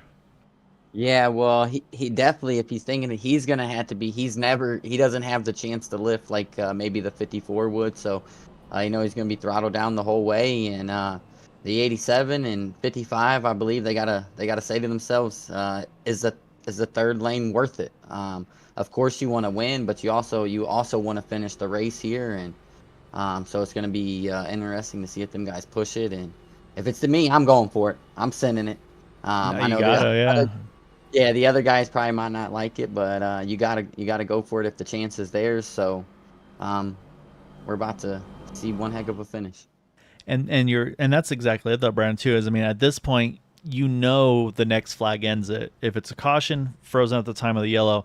If it's the white, you're racing back. So you gotta go basically just right off the kick and just, I'm gonna get what I'm gonna get, because you just don't know. It's kind of like on our Tuesday night with the Indy cars, there are no green white checkers there, so you can't wait to make that last lap move, because if there's a caution with 3 to go, that race is over. So it's that mentality of trying to figure out, when do I need to make this happen? And so in this situation, again, that the white flag is the ultimate goal, but again, if something happens, so it's one of those, like, I can't save that run till out of turn 4 coming to the checkered. You got to go now.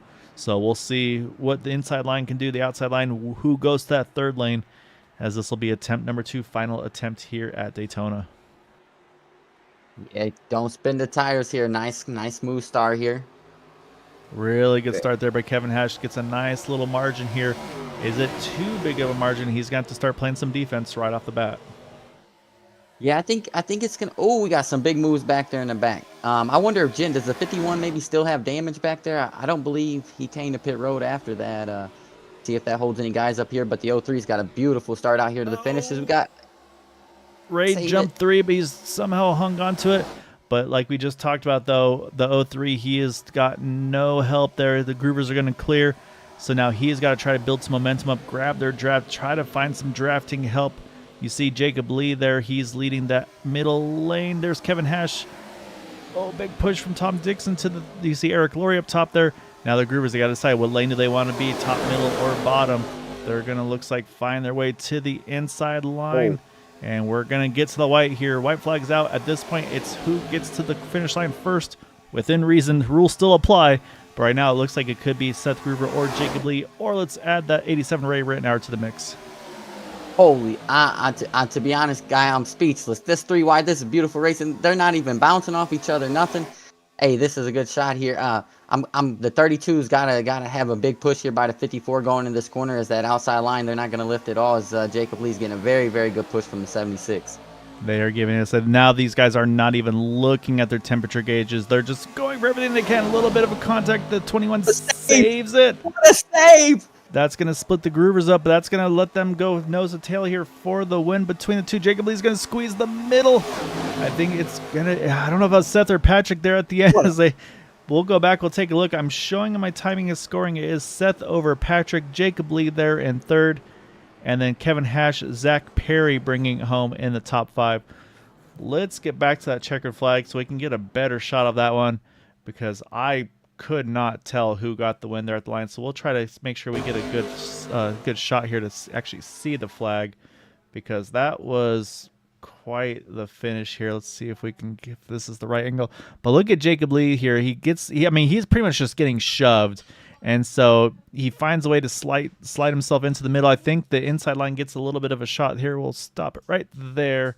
And yeah, I can tell from here, you can see there's the nose for Seth Groover on the outside getting the win. There's the better shot here.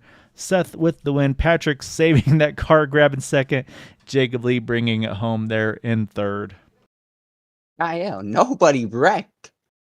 I was expecting a mess in this last lap, and these dudes drove the heck out of these cars. I was definitely expecting something, man. They kept it straight, kept it clean, and that was one hell of a finish. Wow. They all died at the end, but yeah, they made it to the line. So while we watch the calamity at the finish here, we'll go ahead and pull up those final results, with Seth beating his brother Patrick there by 19 thousandths of a second. Then you got Jacob Lee there in third, 300ths off. Kevin Hash, unfortunately, I said, just didn't have the love he needed from a teammate there at the end. Couldn't quite get enough to get back up there.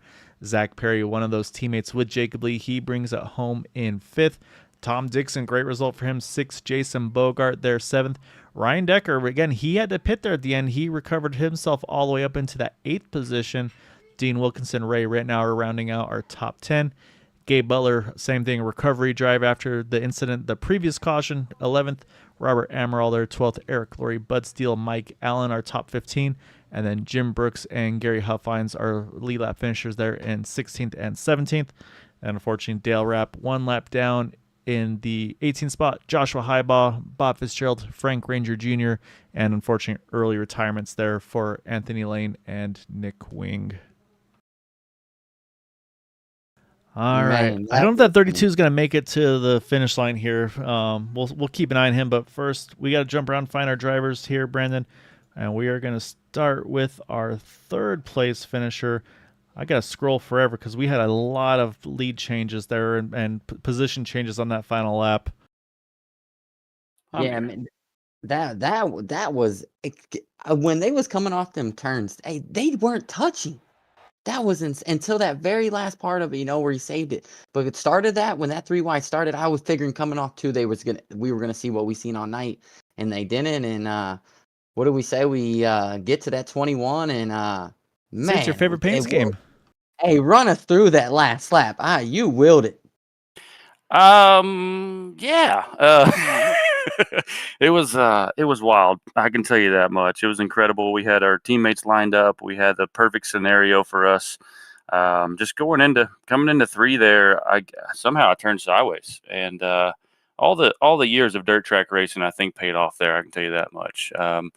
But like I said, I mean, it was a fun race. I mean, we definitely had a fuel mileage in a game there. Then that caution came out and messed our fuel mileage up, but we still came out great. We went in, took our right side tire so we could get some grip. So if we needed to take a 3 wide, we could with no problem. But overall, it was fun. A lot of blast coming to the finish line there. I was looking forward, man. I really wanted to win. I mean, it felt like we were going to get it, and then it just got taken away like that quick. And then, so I say, Brandon's talking about that last lap. I got to talk about that charge out of 4 to the start finish line, because I don't think that was where you were aiming that car. I think that's just where the push was taking you, because you wind up splitting the groovers in the middle there. And again, I mean, it looked like your car was turning right to try to go left there. I mean, same thing on that one. Is that just kind of this holding on for dear life at that point? Yeah, like I said, man, you do enough dirt, you got to turn right to go left. So it's the same scenario in asphalt. I mean, it's got to be right. So, I mean, it worked out. Yeah, I mean, there's a lot of scary moves that has happened here in the last few laps, but yeah, it was. I really wasn't sure how that was going to play out. I knew the groovers were going to stick together as tight as they could, and like I said, I knew I had a great group of guys behind me that were going to give me a good push. It was just a matter of where we're going to end up there. So No, I mean, it was like I said, I mean, you were lined up perfectly. Like I said, you had the 76 Zach Perry, and then right behind him, you had Jason Bogart. And like I said, I mean, you guys were moving. So you guys were lined up really well. And like you said, there's different points in the race, different strategies of how it was going to pan out there. Because, yeah, we didn't know who pitted when, how far they could go. With that caution, had it not came out, say we're just watching that slide right now. You can see the wheel, man, you can see your hands there working as we watch it there. I mean, so how close were you on the number had you stayed green before that green, the first green white checkered? How tight was it going to be for you and your teammates? yeah, no, we were good. We had no problem.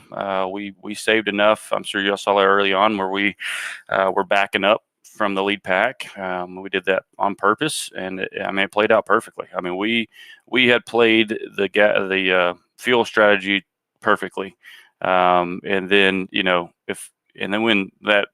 I guess I think Bud got loose or got spun around back there where what brought that caution out. If that caution when it came out, we were set for Stone because we had a charge coming, and there was a wide open gap for us to go straight to the front. But unfortunately, the caution came out, and so at that point, fuel strategy is kind of out the window, and there's nothing else you can do. And then once we pitted, of course, we filled up and we were good to go there. Took our right sides, and so it was whatever from that point. So.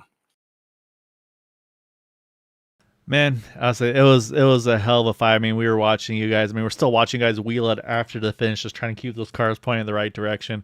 It was really fun to watch. It was really impressive. I said, and like Brandon and I were saying, I mean, there was everything tonight. Obviously, just the outright just duel at the end, the strategies on the fuel mileage, the pit cycles, when to make those stops. So you had to do a little bit of everything tonight, man. And I said you just had that. If I think you're right, if not for that, just that random turn 3 looseness, that just, again, not sure if it was a bump or net coat or what that got that car so upset. But I think you're right. I think the momentum definitely would have shifted in your guys' favor. But again, just keep putting yourself in the position. You know it's going to happen one of these times. But definitely want to give you the floor here. Any thanks and shout outs for that podium tonight. Yeah, for sure, man. Like I said, second last week, third this week. Eventually, I guess I'm gonna put her in victory lane, hopefully. But huge shout out to Jacob Lee Racing. Thanks to all the teammates over there, Jason Bogart, Zach Perry, and then like I said, just a great overall job by all them guys. They do a great job. We all do a great job at trying to plan out what we're going to do next, when we're going to pit, when the fuel strategy. So it's always good. So I always appreciate them. Shout out to WB Creative Designs. Like you said, Brandon, you love the way the paint scheme looks, and that's the guy to go check out. Wade Burris over there. Just check him out on Facebook. He did have a code for me, but I'm not sure if it's active right now.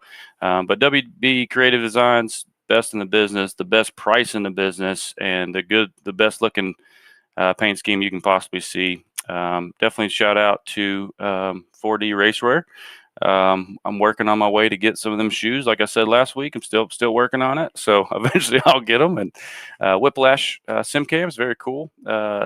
Cameras y'all put on there, as y'all know, I do watch the race as under cautions. I kind of peek over and look at it. I'm not watching it while I'm racing. That'd be too dangerous. But thanks to it looks like Ranger Creative Concept as well. So cool to have them on board as well with us. And thanks to Green White Checker TV. Like I said, you guys are top notch. You guys have the best broadcast around on iRacing. There's nobody better.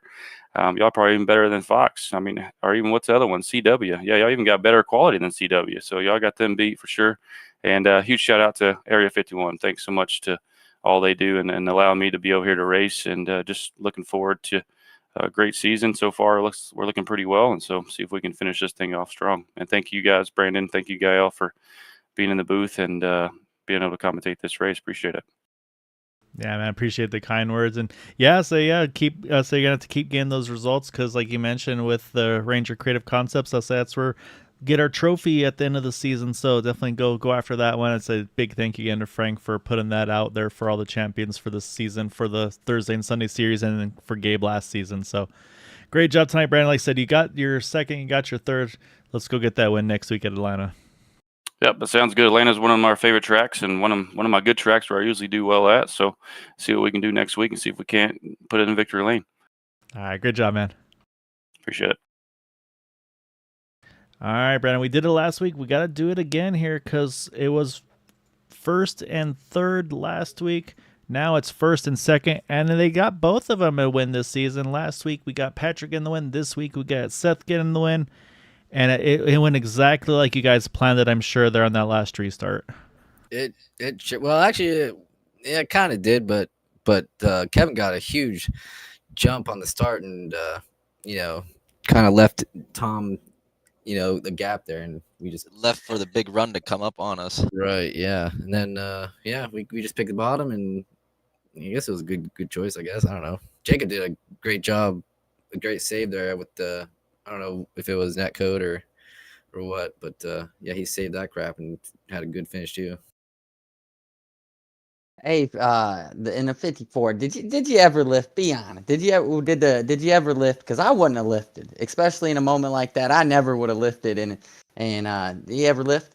Oh no. I mean, you can't, because it's just you go for it, and because it causes stuff behind you. Seth went high for some reason. I don't know why he did that. When Jacob got under me, well, he had such momentum. If I blocked it, I would have got turned. Are we talking about getting to the finish? Yeah. Oh yeah, I knew I was gonna get it because he was as far back, so I gave him the lane because I didn't want to cause a freaking check up or get spun. I don't know. But yeah, no, it was close, and that was fun. Right. I was saying, and it wasn't obviously an easy go. As I think Patrick, you at the one point got caught up into the outside wall, if I'm not mistaken. I say it's hard because I say it and like, oh, it's the car with the M. Oh, it's a black. Oh no. But I say obviously you got caught in the wall a little bit, had to get some damage repairs. I want to say it was you, Patrick. If Seth, feel free to correct me if Oh yeah. Somebody pinched me up into the wall and freaking I got caught on it and tried to yank it off of there, and I freaking ended up turning them, which I feel bad about it, but you had to get it off the wall. And it's like Velcro with these things. Right, yeah, 3 wide. With these cars, kind of. I told Seth earlier, I was like, these feel like the 88s, kind of the racing. They got tight. So 3 wide, it was hard to do today. And actually, and I'm glad you mentioned that because that was something Brandon and I wanted to talk about. Was it did seem like as the run went on, the handling did go away a little bit with these cars tonight. So it wasn't like you were just kind of a slot car holding the lanes. You were having to move around. Maybe tires maybe played a role in it. I mean, how was that for the two of you on the strategy side of things? Yeah, we were thinking about it. It was definitely something to you gotta anticipate entering, and we generally like to take tires. It's nice to have unlimited tires, so so we took advantage of that whenever we could. And then it came down to fuel. That was wild. It seems like we're always doing fuel mileage races in this league. Yeah, so that was an interesting one too. Brad and I were watching that, where someone would make a charge, take the lead, the pace would drop about a second or so afterwards, and someone else would take over. The pace would pick up again. I mean, was there, as we're watching Patrick get lifted up there at the end, was there a strategy that, like, was it one of those, like, hey, let's get to the front and then manage our fuel? Or, I mean, what were you guys feeling there? Because there's one point you got up there and then you kind of dropped back again a little later on. Was that full fuel mileage or what was going on for that part? Yeah, the whole second half of that race was fuel mileage. We were kind of staying in the back, and then when we knew we could make it to lap 50, I think it was like lap 53 or something like that. Yeah, you count it backward. We could make, what was it, 22 laps. You could make 22 laps, so you count it backward back to 53. So that was a magic number, and that one caution was right on it. So it was another fun fuel mileage race. That's how they go sometimes. But like I said, you're able to flip positions. Seth getting the win last week after helping Patrick get the win, and then Patrick getting the second instead of the third for your brother last week there. But I mean, it's been a couple of good races for you guys. Patrick, you continue to hold on to that points lead now by 8 points over Kevin Hash. Seth, you had a tough season opener, but now you've jumped another 8 spots. Now you're up into that top 5 in points as well. So, I mean, obviously still a long ways to go, but at the same time, it happens quick because after next week we'll be halfway through the regular season. So, kind of blink and we're there. So. It's kind of like been a good season so far, which is very surprising. It's actually consistent. I mean, well, it's only been a couple races, but hey, next week, if it happens to guys next week, I'm gonna be thinking it's a good luck season. Hey, I got one question before you guys do get out of here. Every race, you guys have seen, like, at the beginning of the race, something happen, right? There's always just been something. Either most of the time it's just wrong place, wrong time, or something just happening. How do you guys stick with it the whole time? Like in these long races, how do you guys all right, we're gonna get right back up here every single time? Right. Yeah, dude. I got hit right at the beginning there. Yeah. Yeah, and we've been racing all day. There was so we're kind of used to it. Today we did a long full length race earlier today for Gary Jenkins. And that was fun. So we kind of were a little bit more focused. Yeah, we were a little bit more focused today. So it made it easier to stay calm, make smart moves, make smart decisions, and that pays off in the end when you can put yourself in a good spot. And luck too. Yep, luck. There you go. I say you guys again. I say we got the double interview again. So I know there's going to be a couple happy people over here on the YouTube chat that want to hear from both of you. So we'll go in the finishing order. So Patrick, we'll kick off with you. I think we did the opposite last week, so it's only fair for any thanks and shouts for that runner up this evening. Cool. Yep. Thank you guys for broadcasting again. Good job. Always like watching it back. Good race to everybody here in the Area 51 League. Enjoy racing with everybody. Shout out to my parents. I know they always cheer us on. And Seth, good job, good win. Oh, cool, Max. Yeah, and I'll do mine now, so you don't have to repeat that, Kyle. Yep, definitely. I'm just gonna say ditto to what Patrick said, and also thanks more to the parents because they watched our race earlier today, and they've been watching us all day, and hope they enjoyed it. Nah, I say she was peeking in there. She was rooting you guys on. So it's a good way to spend the Sunday, right? So keep distracted, watch your kids, and I'm saying it definitely doesn't hurt to have the night finish off with a 1-2 finish for them. So a hell of a job tonight for the both of you. Like I said, it was a lot of fun watching the very strategies we saw from you both, and then making the right moves at the right time, getting lined up to pull off that 1-2. So congrats. Go get a break after all the racing you've done tonight. You've earned it, and look forward to seeing you guys in a week's time at Atlanta. Hell yeah. Sounds good. Man. Yeah, thanks. Maybe we can do this again. Yeah. Sounds good, guys. Congrats again. Right. Yeah. All right, see ya. All right, Brandon. Those are the Guru brothers, Patrick and Seth. Seth getting the win. You can see them now lining up next to each other at the start-finish line. Seth going to start doing the initial celebration. I'm pretty sure Patrick going to pop in not long after, but a little bit of everything. Like these guys said, again, is a little bit of everything. Some fuel mileage, some strategies, and then at the end of it, 2 green white checkers, and just at that point, it's kind of go for broke time. Yeah, man, I want to give a shout out to the drivers that ran this race tonight. This took me back to the super speedway racing that I fell in love with, where you could go to the front if you wanted to go to the front. There was so many different things that happened in it, and it was exciting. And one time I hopped up out of my chair because of what was happening. I got a crazy look from my wife, but it just kept you on your toes, and it was really good racing. And I can't preach it enough. We talked about that third lane and how it affected. And when those guys came off of turn 2, they didn't touch. They kept it straight and they kept pushing. And they didn't wreck until after the start finish line, and to do that in these cars is amazing, and it's tough as hell to do, and just credit to all the guys. It takes a lot of guys to make these races happen, and man, I just want to give a shout out to all them dudes. This was a fun race. Yeah, I know this was a really exciting one. This really, really good show. Couple cautions, but I'll say, like I said, at the end of it, though, these guys went after it tooth and nail, and really, really good results there at the end. So, Brendan, as always, man, love having you up here with me. It's a lot of fun getting to do these more and more with you. I know Boomer's been having a great time as well, so we both definitely appreciate having you in the booth. And then, of course, all the viewers, we had a good number here tonight. We had some fans of the 1776 team.